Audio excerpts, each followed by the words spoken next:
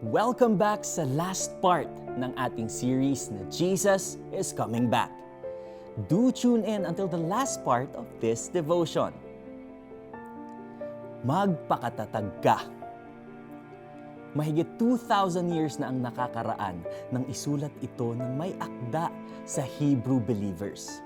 Ito ay paalala ng paghandog ni Jesus para mapawi ang ating mga kasalanan at pangako ng kanyang muling pagbalik upang iligtas tayo sa mundong ito. Dahil sa mga nangyayari sa paligid natin, nangangarap ka ba na sana bumalik na nga si Jesus? Alam kasi natin na sa pagbabalik ni Jesus, makakarating na tayo sa kaharian niya kung saan wala ng pagluha, wala ng sakit, at lalo na wala ng kamatayan. Sino ba naman ang hindi mangangarap ng ganong lugar, di ba? Pagod na kasi tayo sa mga injustice at corruption. Mga sakit na minsan ay wala ng gamot at iba't ibang klase ng paghihirap. Maaring nararanasan mo rin ang isa sa mga nabanggit kong to.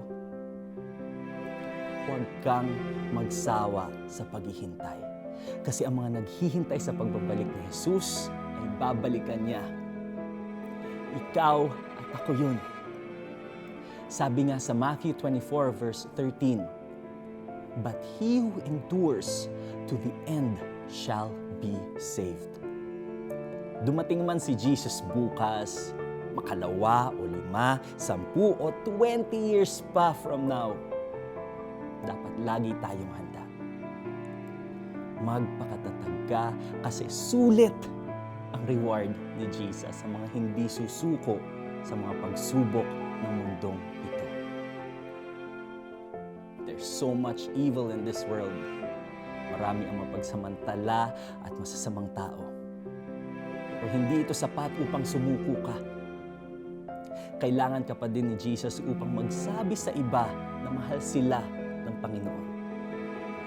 Mag-focus ka sa ganitong gawain habang wala pa si Jesus. Konting panahon na lang ang ipaghihintay natin. Kaya be strong in the Lord. Let's pray.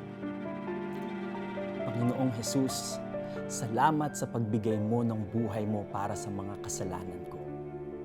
Marami mong pagsubok, magiging matatag ako dahil ikaw ang nagbibigay ng kalakasan sa akin. Sabik na po ako na makasama ka sa iyong kaharian. I eagerly wait for your return. Help me endure to the end. In Jesus' name, Amen. I-apply naman natin ito. Habang hinihintay mo ang muling pagbabalik ni Jesus, get to know Him more by reading the Bible every day.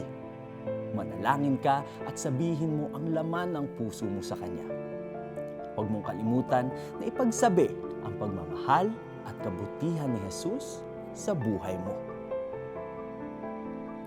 Gayon din naman, si Kristo ay minsang inihandog upang pawiin ang mga kasalanan ng mga tao. Siya'y muling darating, hindi upang muling ihandog dahil sa kasalanan, kundi upang iligtas ang mga naghihintay sa Kanya. Hebreo 9 verse 28.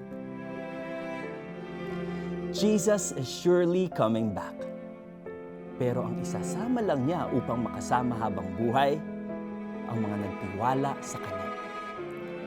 Kung hindi mo pa tinatanggap si Jesus sa iyong puso, say this prayer. Dear Jesus, I believe you are the Savior that I need. I accept you into my heart today. If you said that prayer, isa ka sa mga babalikan ng Panginoon. This is Neo Rivera. Stay safe, kapatid. God bless.